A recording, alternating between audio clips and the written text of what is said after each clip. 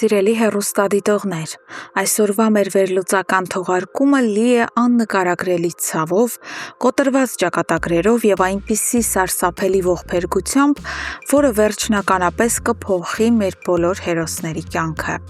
Մենք ականատես կլինենք իրադարձությունների, որոնք կստիպեն արտասվել անգամ ամենասառնասիրտ հանդիսատեսին,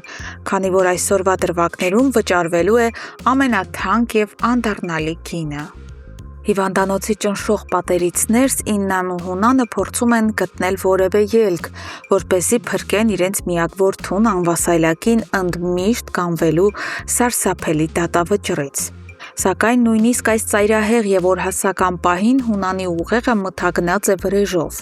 Նա չի կարողանում հաշտվել պարտության հետ եւ շարունակում է մտածել միայն Սարգսյաններին ոչնչացնելու մասին։ Իննան, ով վերջապես արթնացել է իր երկարատև թմբիրից, արցունքն աչքերին աղաչում եւ պահատում է ամուսնուն սթափվել։ Նա պահանջում է, որ Հունանը վերջապես մոռանա իր արյունալի պատերազմները,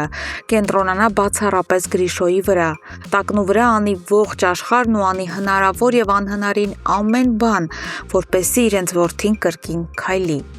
Այս հուսահատ ճիչը կարծես թե ազդում է Հունանի վրա։ Երկար ու ծանր մտորումներից հետո այս դաժան ու անխիղճ մարդը հանկարծ հիշում է, որ ինքը քրիստոնյա է։ Տեղի է ունենում անսպասելին։ Հունանը գնում է եկեղեցի իր որդու համար փրկություն եւ հրաշք աղերսելու։ Սա շատ խոսուն հոգեբանական դրվագ է, որը ցույց է տալիս, թե ինչպես են նույնիսկ ամենաչար մարդիկ կոտրվում եւ հիշուն Աստծուն, երբ վտանգվում է իրենց արյան եւ զավակի կյանքը։ Իսկ այս ընթացքում հիվանդանոցի բակում ծավալվում է մեկ այլ սրտաճմլիկ տեսարան։ Մանանը, ում Հունանը քաշքշելով եւ նվաստացնելով դուրս էր շպրտել միջանցքից, ծայրահեղ հուզված եւ լքված նստած է դրսում։ Նրա աշխարհը փլուզվում է, իսկ հոգին դատարկվում։ Լեան, տեսնելով այս տեսարանը, դուրս է գալիս նրա հետևից, որպեսզի փորձի հանգստացնել։ Նա մոտենում է եւ խնդրում Մանանին չանհանգստանալ, պահպանել հանգստություն, որպեսզի հանկարծ երեխային վտանգ չսպառնա։ Բայց Մանանը, ում սիրտն արդեն քարացել է այս ընտանիքի վերաբերմունքից, տալիս է շատ դառը, բայց արդարացի պատասխան։ Նա ցավով ասում է, որ մակունցներին հետաքրքրում է միայն ու միայն երեխան։ Իսկ թե ինչ կլինի անձամբ իր Մանանի հետ եւ ինչ տառապանքների միջով է նա անցնում, նրանց համար բացարձակապես միևնույն է։ Մանանը վերջնականապես գիտակցում է, որ ինքն այս մարդկանց համար պարզապես միջոց է իրենց շարանգին լույս աշխարհ բերելու համար։ Այս ծանր խոսակցությունից հետո Լեան ահավոր ճնշված եւ կոտրված վիճակում մտնում է վերակենդանացման բաժանմունք եղբոր մոտ։ Նա նայում է Գրիշոյի անկենդան թվացող մարմնին, արտասվելով համբուրում է նրան եւ հուսահատորեն շշնջում, որ նա անպայման լավանալու է, որ հաստատ ոտքի է կանգնելու եւ ամեն ինչ անցյալում է մնալու։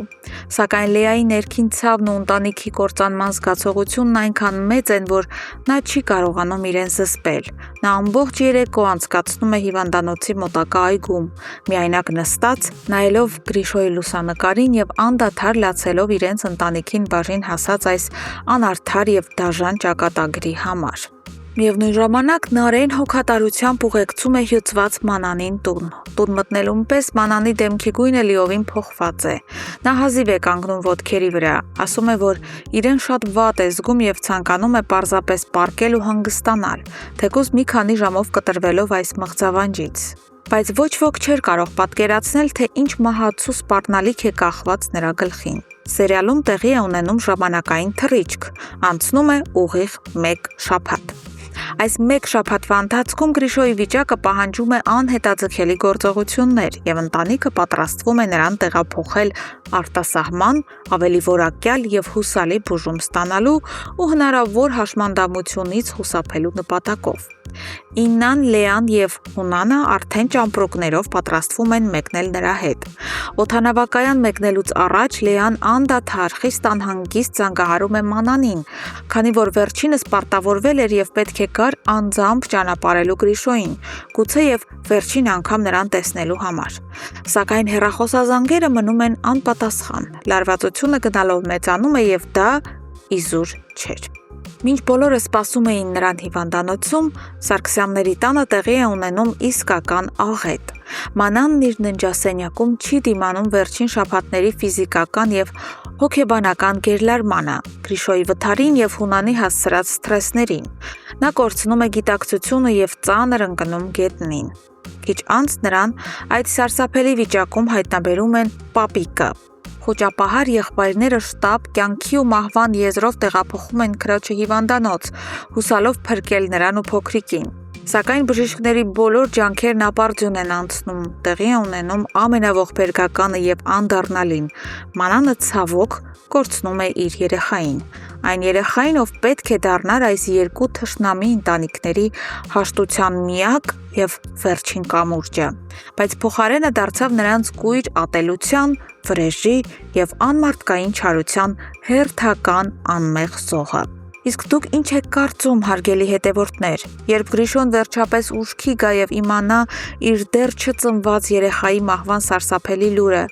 արդյոք նա երբևէ կների իր հորն ու Մաշին այս անդառնալի ողբերգության համար, թե այս կորուստը վերջնականապես կոչնչացնի նրա ապրելու ցանկությունը։ Գրեք մեկնաբանություն։